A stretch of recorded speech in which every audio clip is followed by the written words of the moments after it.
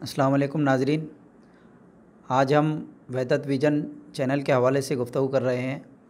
मैं अब्दुल करीम वहदत इस्लामी का अदना खादिम और हमारे दरमियान शहर औरंगाबाद की एक और नामवर शख्सियत जिन्हें हम मोहम्मद निज़ामुद्दीन मिल्ली साहब के नाम से जानते हैं।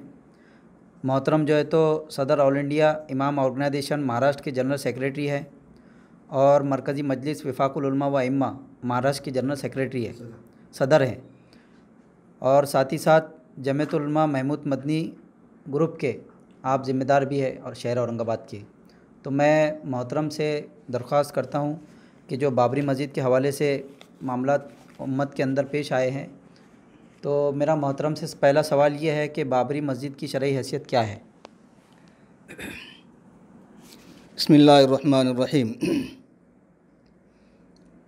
दरअसल ये एक बहुत तफसील तलब सवाल है और कुरान और हदीस के अगर इसमें हवाले से बात की जाए तो बहुत वक्त का जो है इसके लिए कहा जो है दरकार है। हमारे पास जो है तो कुरान की जो कुरान में बताया कि इन्नल मसाजिद लिल्लाह, मस्जिदें सिर्फ़ अल्लाह ही के लिए हैं, और हमारा ये ईमान और यकीन है कि मस्जिद जो बन जाती है तो फ़र्श से लेकर अर्श तक मस्जिद रहती है, और जब बन गई तो क़ियामत तक वो मस्जिद है, उसको जो है तब्दील नहीं किया जा सकता। इस सिलसिले में अगर तफसीलात जो है हमारे पास हम बयान करना चाहें तो बहुत तफसीलात हैं, लेकिन हकीकत ये है कि बाबरी मस्जिद मस्जिद थी, मस्जिद है और क़ियामत तक मस्जिद रहेगी, और हम उसके हुसूल के लिए जो भी कोशिश हो सकती है वो करते रहेंगे इंशाअल्लाह। बाबरी मस्जिद मामले में जो 9 नवंबर 2019 को जो सुप्रीम कोर्ट का फ़ैसला आने के बाद मुसलमानों में जो बेचैनी पाई जाती है, उसमें एक बात ये भी आती है कि जो फ़ैसला आया 9 नवंबर 2019 को, तो क्या मुसलमानों का अदलिया पर अपना एतमाद जो है तो मुतज़लज़ल हुआ है? ज़ाहिरी बात है कि 9 नवंबर को जो फ़ैसला किया गया ये पूरा मनसूबाबंद फ़ैसला था, जो आइन के मुताबिक नहीं हुआ। आइन के मुताबिक होता तो यकीनन पूरा हिंदुस्तान ही नहीं पूरी दुनिया उसको तस्लीम करती, लेकिन चूँकि फ़ैसला आइन के मुताबिक नहीं हुआ, दस्तूर के मुताबिक नहीं हुआ, हमारा जो मुल्क का कानून है, मुल्क के कानून को बालाए ताक रख कर जो है किया गया है, और ये समझिए कि पूरे मनसूबाबंद तरीक़े से और प्लानिंग के तहत किया गया है। इसलिए ज़ाहिरी बात है कि इस तरह के अगर कोई फ़ैसले जो है हिंदुस्तान में किए जाते हैं तो जो है तो हिंदुस्तान की आवाम को सोचने पर मजबूर होना पड़ता है कि क्या हम जो है इसके ऊपर जो ईमान एतमाद करें या ना करें। तो बहरहाल जो फ़ैसला आया है उससे हमारे दिलों के अंदर ये एतमाद नहीं जो बहाल होने पा रहा है कि ये फ़ैसला जो है आइन के मुताबिक हुआ है, और ये हम ये समझते हैं कि वो फ़ैसला जो है मनसूबन तरीक़े पर किया गया है। यकीनन मुसलमानों में इस फ़ैसले को लेकर तरद्दुद पाया जाता है, लेकिन जिन लोगों ने फ़ैसला किया उनमें से जो मशहूर नाम आता है रंजन गोगोई का, उन्हें जो है तो बाबरी मस्जिद फ़ैसले के बाद जो राज्यसभा की मेंबरशिप मिली है, तो कहीं ये बाबरी मस्जिद फ़ैसले का तोहफ़ा तो नहीं है? ये यकीनी तौर पर कहा जा सकता है कि रंजन गोगोई साहब ने जो फ़ैसला किया है उनको फ़ैसले का इनाम बर वक्त दे दिया गया, इसलिए कि उन्होंने वही किया जो उनको इंस्ट्रक्शन दिया गया था, जो उनको हिदायत दी गई थी, जो उनको जो बाकायदा रास्ता बता दिया गया था, उस रास्ते के मुताबिक उन्होंने किया, तो यकीनन उनको इनाम तो दिया ही गया। तो ज़ाहिर बात है कि इस तरह का फ़ैसला इस तरह का जो इक़दाम किया गया है ये फ़ैसले का इनाम ही है उनको, जो उनको फ़ौरी तौर पर दे दिया गया है। ये फ़ैसले के बाद में बहुत सारी बेचैनी और फ़ैसले के मुतालिक लोगों के दरमियान जो चीज़ें पाई जाती है, उसमें से एक सवाल ये भी है कि बाबरी मस्जिद फ़ैसले के बाद क्या अदालती निज़ाम कमज़ोर हुआ है या हिंदुत्व मजबूत हुआ है? ना अदालती निज़ाम कमज़ोर हुआ और न हिंदुत्व मजबूत हुआ। अगर मुल्क के आवाम मजबूती के साथ आइन के साथ खड़े होंगे तो न हिंदुत्व मजबूत होगा और न आइन कमज़ोर होगा, बल्कि अगर आवाम खड़ी हुई तो हुक्मरानों को भी और आइन के जो पासदार हैं या अदलिया के अंदर जो लोग बैठे हुए हैं, आवाम अगर जो है उठ खड़े हों तो उनको मजबूर होना पड़ेगा कि वो आइन के मुताबिक, कानून के मुताबिक फ़ैसले करें। इसलिए कि अगर आइन और कानून के मुताबिक फ़ैसले नहीं किए जाएंगे तो उसका जो है उनको खमियाजा भुगतना पड़ सकता है। लेकिन चूँकि आवाम ने उसके ऊपर अपना जो रद्द-ए-अमल होना चाहिए था और जिस तरह होना चाहिए था वो रद्द-ए-अमल नहीं दिया, इसलिए वो ये समझते हैं कि हिंदुत्व मजबूत हुआ। लेकिन आज वो हिंदुत्व को मजबूत नहीं कर रहे, बल्कि हिंदुत्व की सीढ़ी पर चढ़कर जो है तो जुल्म और नाइंसाफ़ी के तरफ बढ़ना चाहते हैं। ये यकीनन मुल्क के लिए जो है तो फ़ायदेमंद नहीं है, नुकसानदेह है।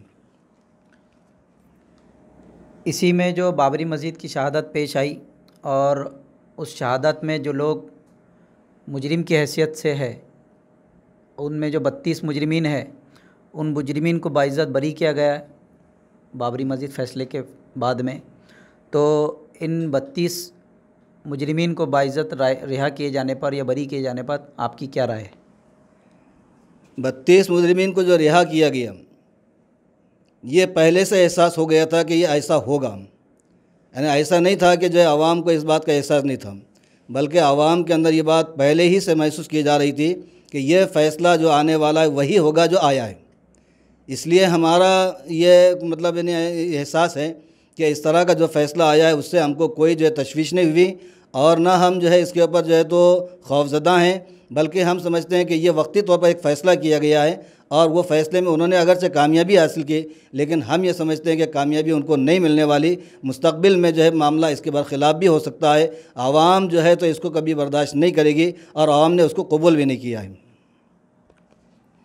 मेरा मोहतरम आपसे आखिरी सवाल ये है कि दिसंबर 1949 से लेकर 9 नवंबर 2019 तक जो भी बाबरी मस्जिद के मामलात मद्देनज़र से गुज़रे हैं, इन मामलात पर मुसलमानों का क्या शरई मौक़िफ़ है, इस हवाले से हमारी रहनुमाई कीजिए।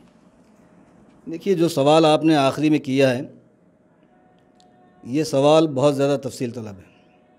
हम अगर तारीख़ के हवालों से इस बात को मतलब तज्ज़िया करें तो दुनिया की जितनी कौमें आप दुनिया में जितनी भी कौमें आई हैं वो अगर जो आज़्म और इस्तक़लाल के साथ मैदान में आती है तो यकीनन कामयाबी होती है।